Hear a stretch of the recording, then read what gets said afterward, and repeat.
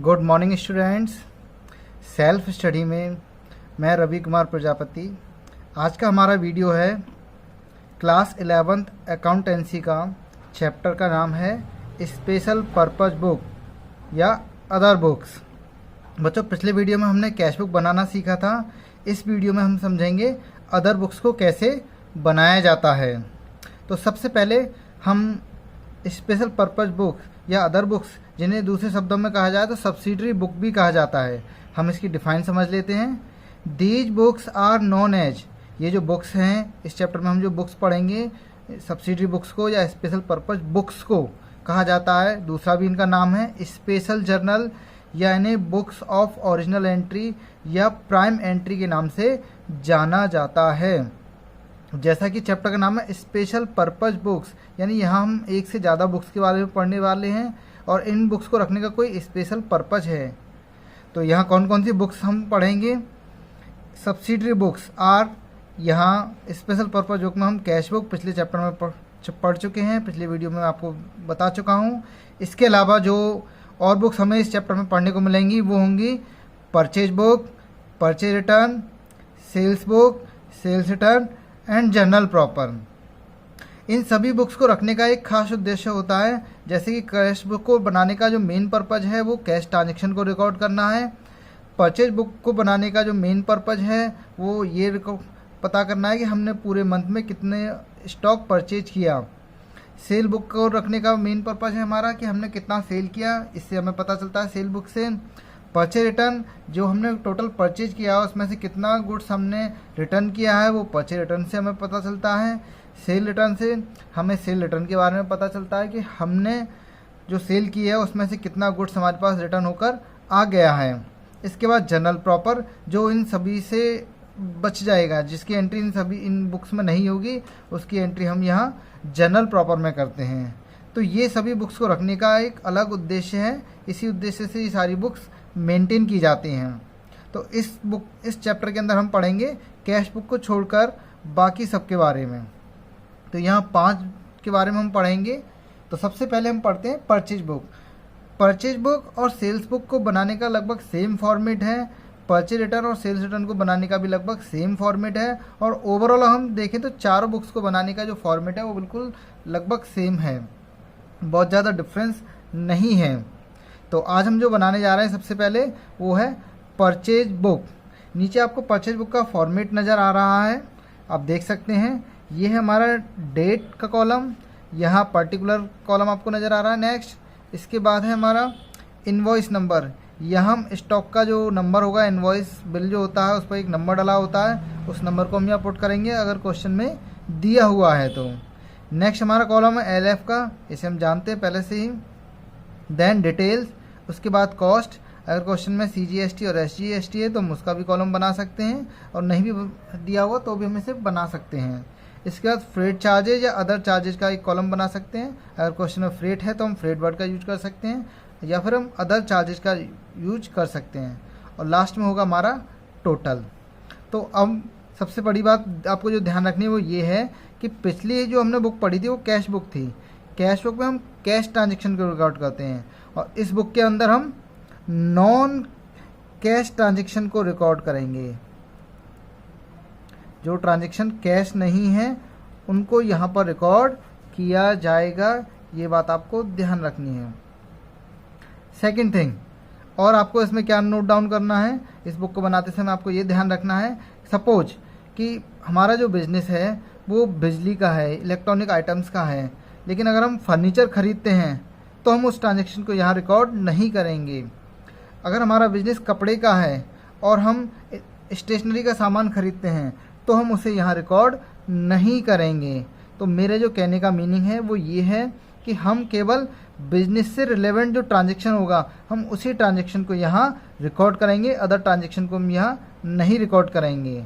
तो 2 ही पॉइंट्स आपको याद रखने हैं, एक हमें केवल नॉन कैश ट्रांजेक्शन को ही यहाँ रिकॉर्ड करना है, सेकंड हम उस ट्रांजेक्शन को रिकॉर्ड नहीं करेंगे जो बिजनेस से रिलेवेंट नहीं है, बिजनेस से जुड़ा हुआ नहीं है। तो चलिए दोस्तों, अब एक एग्जाम्पल के थ्रू हम इसे समझते हैं। एग्जाम्पल यह नज़र आ रहा है, आप इसे देख सकते हैं। एक बार मैं शॉर्ट में आपको एक्सप्लेन कर देता हूँ क्वेश्चन।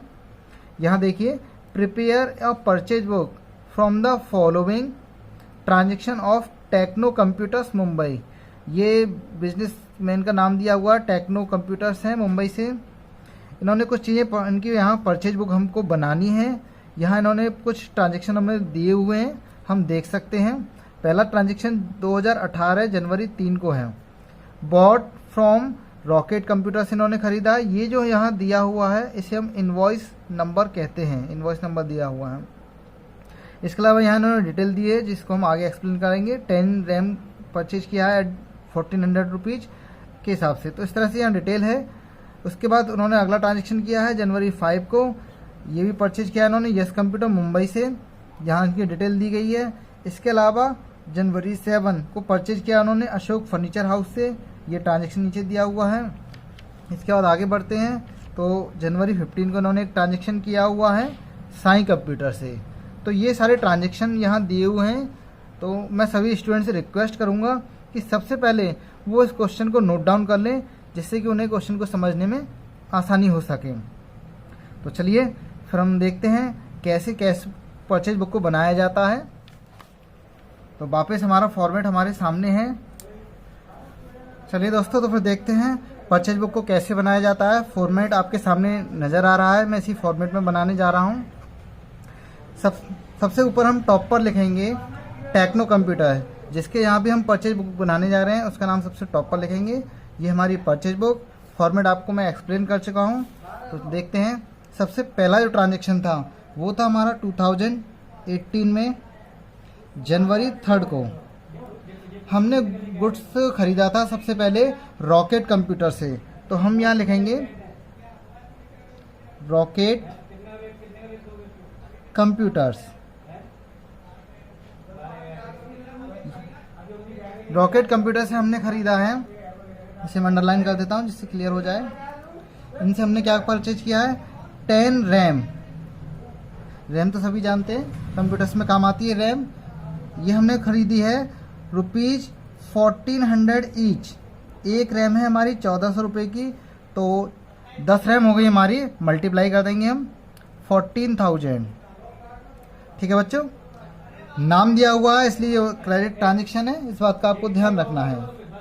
और हमने रॉकेट कंप्यूटर से खरीदा है 50 pen drive, 50 pen drive at the rate rupees.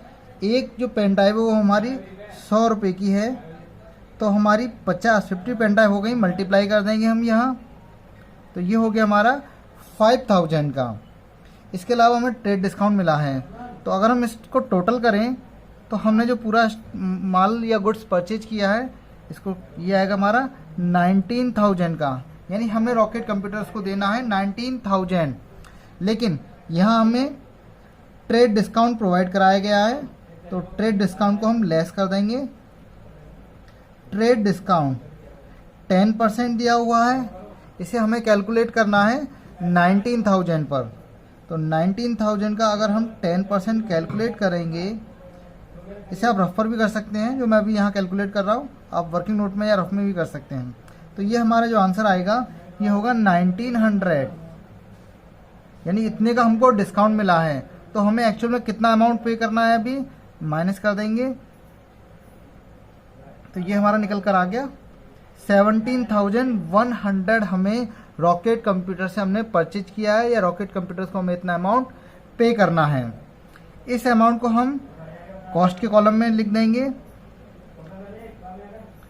अभी CGST और SGST नहीं है, फ्रेट चार्ज भी नहीं है, तो हमें इसे लास्ट के कॉलम में ले जाएंगे 17,100। तो बच्चों ये हो गया हमारा फर्स्ट ट्रांजेक्शन। आगे बढ़ते हैं सेकंड ट्रांजेक्शन की तरफ, देखते हैं सेकंड ट्रांजेक्शन हमारा क्या है। देखिए सेकंड ट्रांजेक्शन जो हमने किया था, मैं आपसे फिर कहूँगा आपने क्वेश्चन को अगर नोट डाउन किया है तो ही यहाँ समझ में आएगा, अदरवाइज आपको क्वेश्चन का सॉल्यूशन समझ में नहीं आएगा। तो प्लीज़ स्टूडेंट्स क्वेश्चन को अपने सामने रखें। सेकंड ट्रांजेक्शन है हमारा जनवरी 5 का। Purchase from yes computer. इस बार जो हमने गुड्स परचेज किया वो यस कंप्यूटर से किया है, यस कंप्यूटर्स, ये मुंबई से हैं। अब हम यहाँ डिटेल लिखेंगे हमने यस कंप्यूटर से क्या चीज़ परचेज की है। तो सबसे पहले हमने परचेज किया है 20 हार्ड डिस्क। इनकी जो कॉस्ट है, एक हार्ड डिस्क की कॉस्ट है यहाँ ₹500 ईच। 500 रुपये की एक हार्ड डिस्क है। तो अगर हम मल्टीप्लाई करें तो ये होगा हमारा 10,000 की हो गई हमारी 20 हार्ड डिस्क। इसके अलावा हमने 10 यूपीएस भी परचेज किए हैं। इनका रेट है ₹2000 ईच। एक यूपीएस हमारा 2000 का है, तो 10 यूपीएस हमारे हो गए, मल्टीप्लाई कर देंगे हम 20,000। तो हमने 2 ही आइटम परचेज किए हैं यस कंप्यूटर से। यह हम इनका टोटल करेंगे तो टोटल होगा हमारा 30,000। लेकिन यहाँ हमें फिर से ट्रेड डिस्काउंट मिला हुआ है। यस कंप्यूटर ने हमको ट्रेड डिस्काउंट दिया हुआ है। ट्रेड डिस्काउंट ये हमें दिया हुआ है 10%। अगर हम 30,000 का 10% कैलकुलेट करेंगे तो ये होगा हमारा 3,000 रुपये। इसमें से हम इसको माइनस करेंगे तो हमारा अमाउंट निकल कर आएगा 27,000। ये हमारा जो हमने गुड्स परचेज किया है यस कंप्यूटर से, ये उसकी वैल्यू है। लेकिन यहाँ यस कंप्यूटर ने फ्रेट चार्जेज लगाया हुआ है, हमें भाड़े का और पैसा देना है फ्रेट का, तो हम उसको ऐड कर देंगे। फ्रेट चार्जेज ये हमें दिया हुआ है ₹500। तो इस तरह से हमें जो टोटल अमाउंट हमारा जो बनता है वो बनेगा 27,500। ये अमाउंट हमें पे करना है यस कंप्यूटर्स को। तो इतने का हमने गुड्स परचेज किया है। अभी दोस्तों इसे लिखना कैसे वो आप देख सकते हैं। ट्रेड डिस्काउंट माइनस करने के बाद जो वैल्यू आती है हम इसको लिखेंगे कॉस्ट के कॉलम में 27,000। और ये CGST नहीं है क्वेश्चन में, SGST भी नहीं है। ये जो हमारा 500 फ्रेट चार्ज, हम इसको फ्रेट चार्ज के कॉलम में ऐड कर देंगे। और जो ग्रांड टोटल था हमारा, हम इसको लास्ट के कॉलम में यूज करेंगे 27,500। ठीक है बच्चों, आगे चलते हैं। नेक्स्ट जो हमारा ट्रांजेक्शन दिया हुआ है वो जनवरी 7 को दिया हुआ है। इसे आप ध्यान से देखेंगे, इसमें लिखा हुआ परचेज फ्रॉम अशोक फर्नीचर। बच्चों यहाँ फर्नीचर को आप ध्यान से अंडरलाइन करें। तो ये हाँ, हमने फर्नीचर को ख़रीदा है, जबकि हमारा जो मेन बिजनेस है वो कंप्यूटर्स का है, क्योंकि नाम भी टेक्नो कंप्यूटर्स है।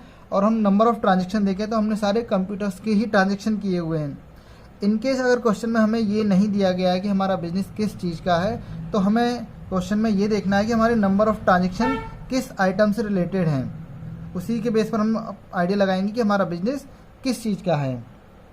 तो यहाँ फर्नीचर ख़रीदा गया है। मैंने आपको बताया था कि अगर कोई भी आइटम जो कि हमारे बिजनेस से जुड़ा हुआ नहीं है, रिलेवेंट नहीं है, तो हम उसकी एंट्री यहाँ नहीं रिकॉर्ड करेंगे। तो 7 जनवरी की एंट्री को हम यहाँ रिकॉर्ड नहीं करेंगे, हम उसको हटा देंगे। आगे चलते हैं। नेक्स्ट है हमारा जनवरी 15। जनवरी 15 को हमने क्या परचेज किया, किससे किया है? साई कंप्यूटर से हमने ख़रीदा है इस बार। तो यहाँ हम नाम लिखेंगे साई कंप्यूटर्स। ये भी मुंबई से हैं। इनसे हमने ख़रीदा है 10 मदरबोर्ड। इनका जो रेट है, एक मदरबोर्ड का रेट है ₹3000। एक मदरबोर्ड की जो कॉस्ट है वो है 3,000। तो 10 मदरबोर्ड की जो कॉस्ट होगी वो होगी, मल्टीप्लाई कर देंगे हम 30,000। इसके अलावा हमने 20 वेब कैमरा भी यहाँ से परचेज किया है। इनकी जो कॉस्ट है ₹500 ईच। 500 रुपये का एक है, यहाँ पर मल्टीप्लाई करेंगे तो ये हो गया हमारा 10,000। तो हमने 2 ही आइटम यहाँ से भी परचेज किए हैं, हम टोटल कर देंगे दोनों का, तो 40,000 हमारे गुड्स की वैल्यू हो गई। आगे देखते हैं। लेस ट्रेड डिस्काउंट, हमें यहाँ ट्रेड डिस्काउंट मिला है। ट्रेड डिस्काउंट है 10%। तो हम इस वैल्यू का निकालेंगे 10%, तो ये होगा हमारा 4,000। तो अभी हमारी जो स्टॉक की वैल्यू है वो है 36,000। लेकिन इस बार हमें क्वेश्चन में CGST और SGST दिया हुआ है, तो टैक्स हमेशा ऐड होता है, तो हम ऐड करेंगे CGST 6%। तो ये 6% हमें इस वैल्यू का कैलकुलेट करना है जो अभी ट्रेड डिस्काउंट माइनस करने के बाद आया है। 36,000 का हम निकालेंगे 6%। इसी तरीके से हमें SGST भी निकालना है, ये भी इसी वैल्यू का निकलेगा क्योंकि ये भी 6% है, दोनों ही हमें 6% ईच दिया हुआ है। तो इसे हम कैलकुलेट करें तो ये निकल कर आएगा हमारा 2160, ये भी हमारा सेम इक्वल ही आएगा। तो ये हमने दोनों को ऐड कर दिया, तो अभी हमारा जो ग्रांड टोटल होगा ये हो गया हमारा 40,320 रुपये। तो अभी इसको हमें इसमें टेबल में कैसे यूज करना है देखेंगे। जो ट्रेड डिस्काउंट के बाद जो हमारी वैल्यू निकल कर आई थी उसको हम लिखेंगे कॉस्ट के कॉलम में। इसके बाद CGST को CGST के कॉलम में लिखेंगे, SGST को SGST के कॉलम में लिखेंगे, और इस बार फ्रेट नहीं है, और ग्रांड टोटल को हम लास्ट के कॉलम में नोट डाउन कर देंगे। तो इस तरह से हमने सारे ट्रांजेक्शन को यहाँ रिकॉर्ड कर लिया है। अभी फाइनली हमें पूरे जितने भी हमारे पास कॉलम है इन सब का हमें टोटल करना है। तो मैं पिछले ट्रांजेक्शन को यहाँ ऊपर नोट डाउन कर सकता हूँ, हालांकि हम इसे कैरी फॉरवर्ड भी करते हैं। तो जो पिछला हमारा ट्रांजेक्शन था वो 17,100 रुपये का है, ग्रांड टोटल में भी 17,100। इसे हम कैरी फॉरवर्ड भी करते हैं, यहाँ ऊपर मेंशन भी करना होता है हमें कैरी फॉरवर्ड के नाम से। तो अभी अगर हम तीनों कॉलम का टोटल करते हैं तो ये हमारा आएगा, ऊपर से टोटल करेंगे, 3 आइटम है हमारे पास।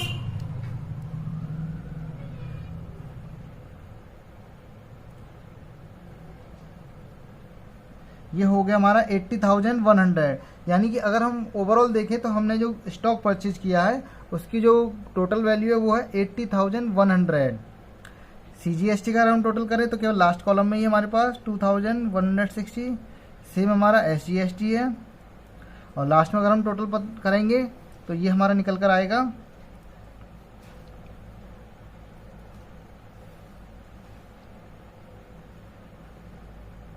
ये हो गया हमारा ग्रांड टोटल। तो इस तरह से हमें पता चलता है कि अगर हम केवल माल की कॉस्ट निकालें तो हमने टोटल जो गुड्स परचेज किया है वो है 80,100।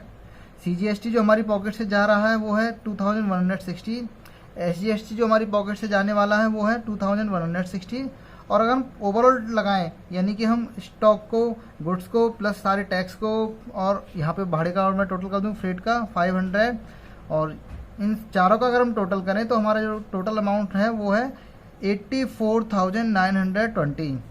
तो बच्चों आपको समझ में आ गया, यानी हमारी जो परचेज बुक है, हमने जो ओवरऑल परचेज किया है वो 84,920। अगर हम इन्हें एनालिटिकल टेबल में यूज करें तो सबको हम अलग अलग भी शो कर सकते हैं। बच्चों मुझे पूरी उम्मीद है कि आपको परचेज बुक बनाना आ गया होगा। इसी तरीके से हमारी सेल बुक होगी, कोई चेंजेस नहीं है, सारे कॉलम इसी तरीके से यूज होंगे। इसी तरीके से हमारे सेल्स रिटर्न और परचेज रिटर्न। नेक्स्ट वीडियो में मैं आपको बताऊंगा सेल्स बुक और परचेज रिटर्न और सेल्स रिटर्न बुक कैसे बनाई जाती है। धन्यवाद दोस्तों वीडियो देखने के लिए। बाय बाय एवरीवन, फिर मिलते हैं जल्दी नेक्स्ट वीडियो के साथ।